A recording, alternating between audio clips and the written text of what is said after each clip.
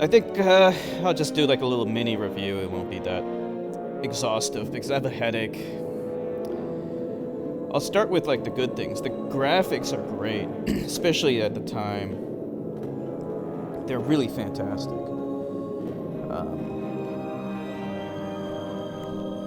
The level of detail in the world is just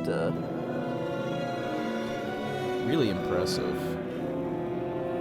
It's not a huge open world, but it does have a little bit of an open world action there.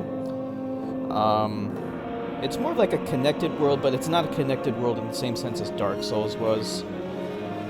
But I still like the world that it made. It was still pretty cool.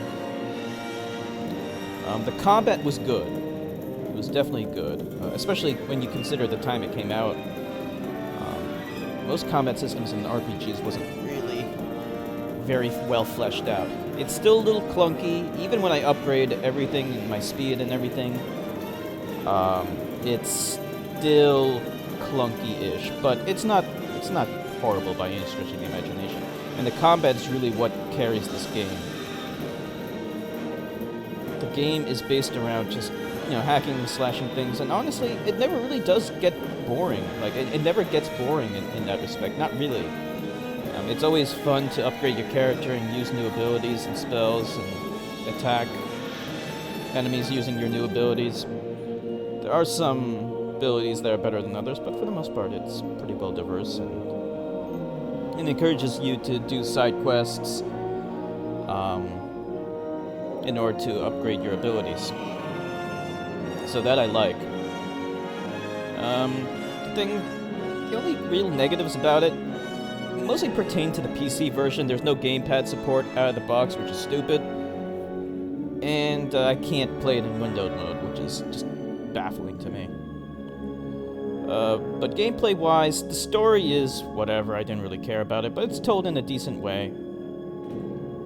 It's conveyed to the player in an unobtrusive way, so even if you don't like it, it's not really that big of a deal. But it's lacking in RPG mechanics. It's more action than RPG.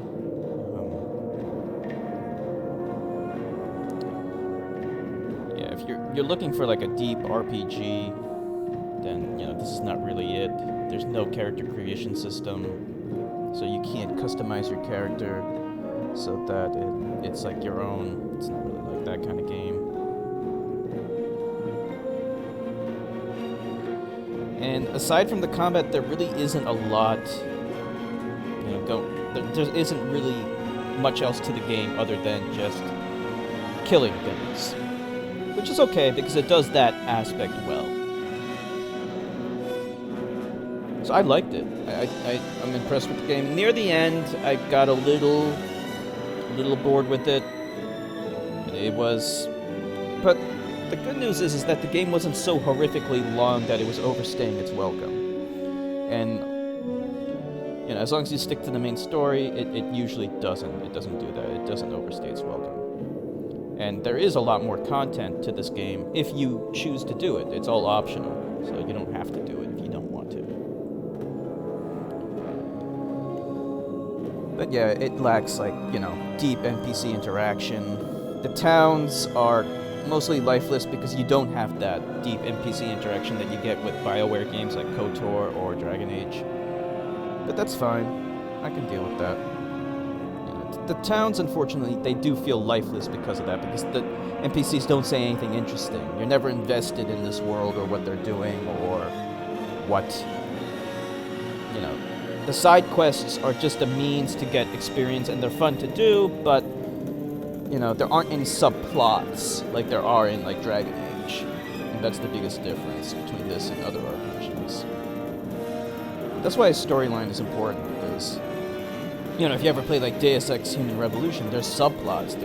The side quests that you don't have to do. The reason why you want to do them is because it's engaging you with a compelling story. It's like, oh, your friend's mother is in danger, and she's worried about her, and now you need to go and help her. I'm making that up, but it's stuff like that. The NPCs in that kind of game aren't two-dimensional characters. There's depth to them, whereas in this game, they are two-dimensional. But it does have like a character choice system where you can choose to be good or evil, and that's good. I really like that. I'm just not sure what the advantages are to choosing one over the other. It's kind of hard to tell that. But, you know, it has it. It's just there isn't much incentive to choosing one over the other, as far as I can tell. Maybe there is. But in playing the game, it never makes that clear if there are any advantages.